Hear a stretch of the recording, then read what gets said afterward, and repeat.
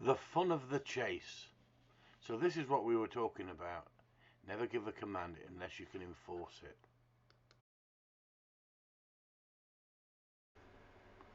And the chase is on. It happens that quick. Look at the deer coming through the wood. And the dog has seen them so quick. He's winded them and he's gone. He's flat out. Instant replay. There he goes. Head up, gone. I'm calling him back. He's taken no notice. Ask the question. Why has he disobeyed the command? Why has he taken no notice of what I've told him? Because he's got away with it in the past. And it's self-rewarding. And if you don't nip it in the butt, it becomes a real big problem. Wait a second, aren't I contradicting myself? Where in my last video I said you shouldn't give a command unless you can enforce it. But I can enforce it because I've got the right tool to enforce it. Now what would I have had to do years ago? I'd have to get out after the dog and chase it down, run it down, and give it a negative so it learned that that's not a behavior that I want it to continue. At this point, he's on low stim on the e-collar. I've called him once, he doesn't come back. He's gone too far now. The dog knows the command. I have no problem turning the collar up, giving him the command again, and I get the desired So he chased deer there, did you see effect that? I want. I want the dog back into Come me. here. So I did the right thing. I actually called the dog back. I said, come here. You can actually hear me saying, come here. Why didn't I blow the stop whistle? Because the stop whistle would have been too much temptation, and how could I enforce it if he carried on? I'd have to go to the dog and drag him back to the spot. I do not want him to continue the chase. So I had to turn it up.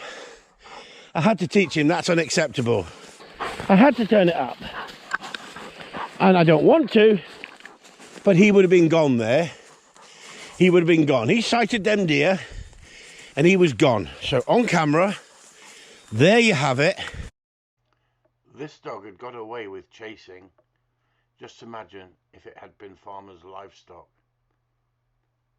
Over on Patreon, we actually explain to you how to get your dog to listen to you without destroying the dog.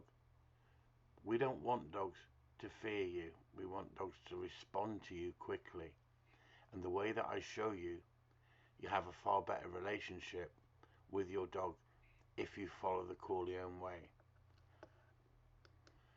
So don't be a fool and judge the tool until you understand the quality of using it parallel with training. That is the important thing. We are training the dog not to chase moving target. What would we have done before the e-collar? We would have had to get out after that dog and run it down. You all saw the Fenton video where the dog chases the deer across the road. How can you get to a dog flat out on the chase? You can't. It's nigh impossible to stop it that quick. The quickness of sending a message to that dog, a negative, there's no denying the fact it was a negative.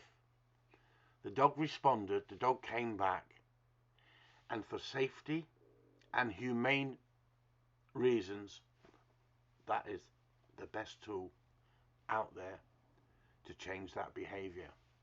Years ago, when I was younger, I would have run after that dog, grab hold of it, scruffed it, dragged it back, and give it a verbal cue that I wasn't happy. Other words, shouted at the dog. These days, if you're seen shouting at a dog or giving a correction, people throw their toys out the pram and think you're an abuser of dogs, when in reality, you're trying to stop an unwanted behavior. Anybody out there in the dog training world has got a better idea, please feel free to spread your advice. I challenge you.